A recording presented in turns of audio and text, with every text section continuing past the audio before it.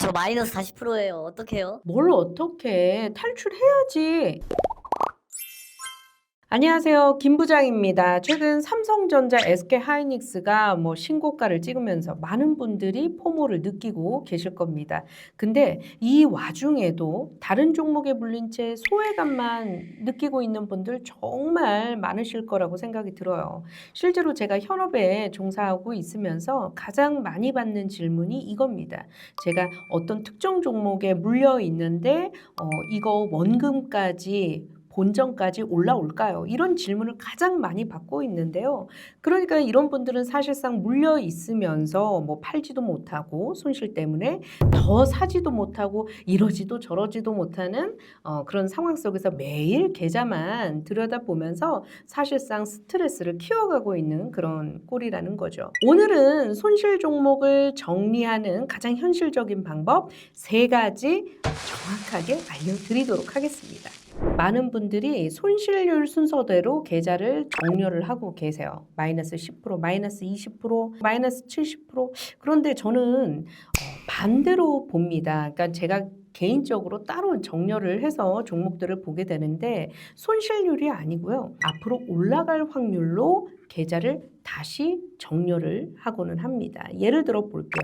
A라는 종목이 마이너스 55%를 기록을 하고 있고 B라는 종목이 상대적으로 마이너스 25%라는 손실률로 A보다 조금 더 그런 나은 상황이다라고 일단은 가정을 해보도록 하겠습니다. 하지만 손실 자체는 A가 더 크죠. 그런데 A라는 기업을 자세히 들여다봤더니 영업이익이 늘고 있고요. 그리고 AI 수혜라는 어떤 그런 큰 범주 안에 속해 있는 그런 기업이고 기관이 매수를 하고 있으면서 업황이 날로 좀 좋아지는 그런 상태라고 가정을 해보겠습니다.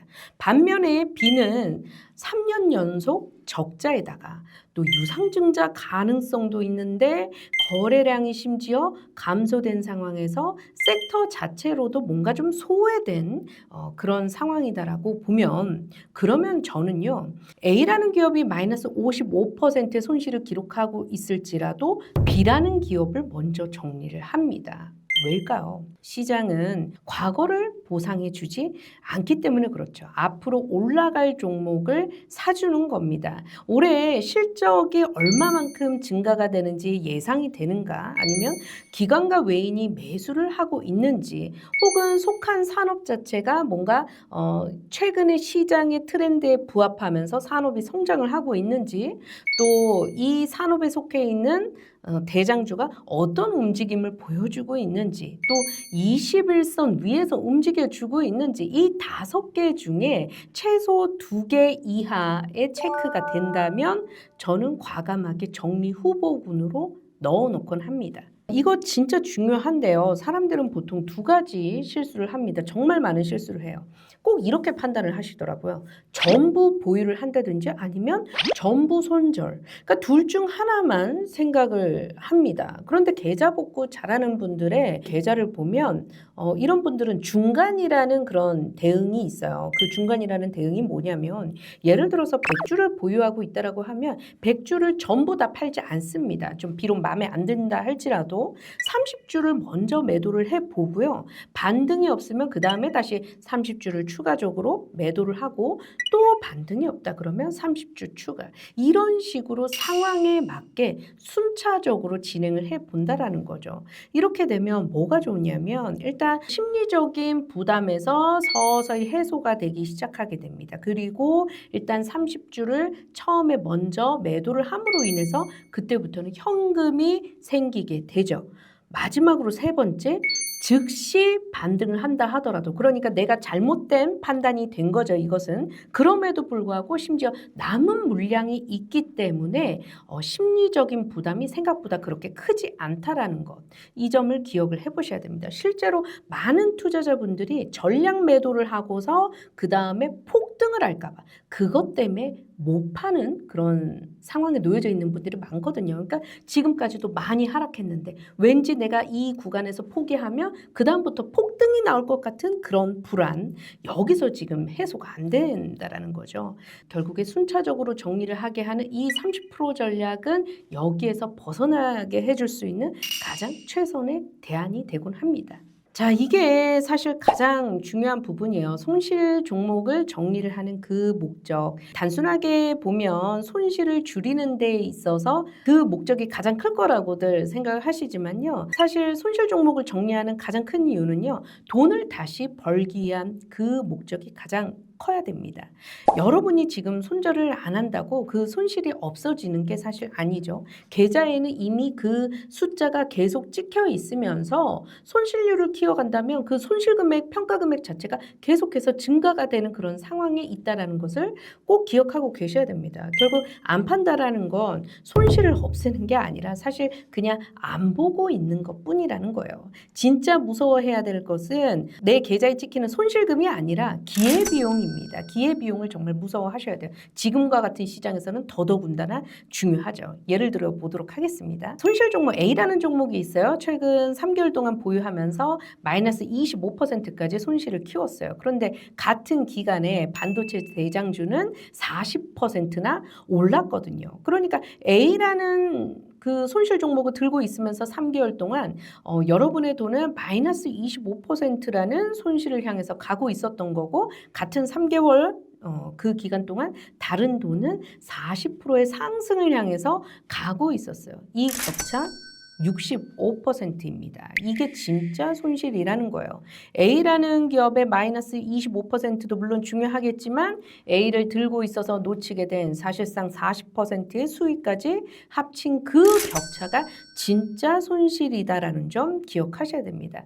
많은 분들이 저한테 하시는 얘기, 본전 오면 이번에는 진짜 갈아탈게요 하시는데요. 그 본전이 안 오는 경우가 훨씬 많습니다. 그리고 본전 오기를 기다리는 그 긴 시간 동안 다른 돈은 계속 불어나고 있어요. 본전 오면 갈아타서 사고자 했던 그 종목이 그 자리에 계속 있는 게 아니잖아요. 그렇기 때문에 손실을 지키고 있는 게 아니라 매달 기회비용을 추가적으로 내고 있는 것이라는 점. 이 점을 기억하셔야 된다는 겁니다. 실제로 제가 권하는 방식은 이렇습니다. 손실이 너무나 좀 크게 불어나 있는 그런 종목들 위주로만 들고 있는 계좌를 보면 저 역시도 참 난감할 때가 많고 고민이 많이 되긴 하는데 그럴 때 제가 제시드리는 권장 방식이에요. A 종목을 30% 매도를 해보자. 그리고 그 현금으로 반도체 대장주를 한 번에 덥석 매수를 하는 게 아니라 이 또한 역시 분할 매수를 해보자라고 권장을 드립니다. 그리고 1차 매수 후 지켜보면서 빠지면은 추가 매수로 대응을 하고요. 그 반도체 대장주를 오르면 계속해서 일단 그쪽에서는 수익이 붙고 있는 셈이니까 보유를 하시라는 그런 전략을 드리게 되죠. 이렇게 되면은 어떻게 되냐면 A의 일부 손실은 뭐 여전히 남아 있기는 합니다만 새로 들어간 돈이 수익을 만들어 주면서 전체 계좌 손실을 조금씩 상쇄시켜주는 그런 효과를 나타나게 하는 거죠. 그리고 그 투자자의 자신감을 끌어올려주게 하는 그런 요소에 있어서도 굉장히 긍정적인 방식이다라고 말씀드려 보도록 하겠습니다. 그러니까 흐름은 이렇게 가는 겁니다. 약한 종목은 30% 정리를 하고 강한 종목은 분할 매수를 하게 함으로써 수익이 발생이 드디어 되기 시작하는 계좌로 바꿔 나가는 거고요. 그 과정에서 손실은 추가적으로 또 상쇄를 시켜볼 수 있는 거죠. 그러면서 계좌 복구로 나아가는. 자, 보십시오. 손절 두려워하지 마세요. 손절을 안 하는 게 안전한 게 아니고요. 기회비용을 계속 날리고 있는 겁니다. 제가 이렇게 한 번씩 더 강조를 드리면서 이분들은 이후에는 손절에 있어서 크게 두려워하지 않는 한번 겪었기 때문에 그런 투자자의 마인드 세팅까지 도와드리는 그런 방식이다. 이렇게 좀 말씀드려봐야 되겠습니다. 손절을 일부 매도를 하자라고 권장을 드림에도 불구하고 매도를 못하고 계시는 분들께는 특단의 질문을 또 던지곤 합니다. 지금 이 종목이 아니라 현금이었다면 이 가격에 다시 살 수 있으세요? 라고 질문을 던지면 이 질문에 아니요 라고 답이 나오게 되면 사실 그 종목은 이미 답이 나온 거라고 보시면 되겠습니다. 자, 손실 종목은 두 종류예요. 잠깐 아픈 종목이 있고요. 그리고 이미 죽어버린 사망 선고를 받은 그런 종목이 있습니다. 문제는 대부분의 투자자분들이 죽어버린 이 종목을 살릴 방법만 찾고 있다라는 거죠. 희망 회로를 돌리면서 그래도 좀 좋은 기사가 없을까? 그런 것들을 찾고 돌아다니신다라는 거죠. 그런데 계좌를 복구하는 분들은요, 죽은 종목을 살리려 하지 않습니다. 그 분들은 내 돈이 살아있는 종목으로 옮겨가기를 그 방법에 대해서 연구를 한다라는 거죠. 그 차이가 결국 1년 뒤에 계좌 수익률의 차이가 되곤 합니다. 지금 삼성전자, 하이닉스 신고가 보면서 포모만 느끼고 계셨다면 오늘부터는 내 계좌에 있는 종목, 잠시 아픈 종목인 건지 아니면 정말 유상증자라던가 뭐 상장 폐지, 존속 위험의 여부가 또 있는 그런 종목인 건지 한 번만 꼭 점검해 보고 가시자.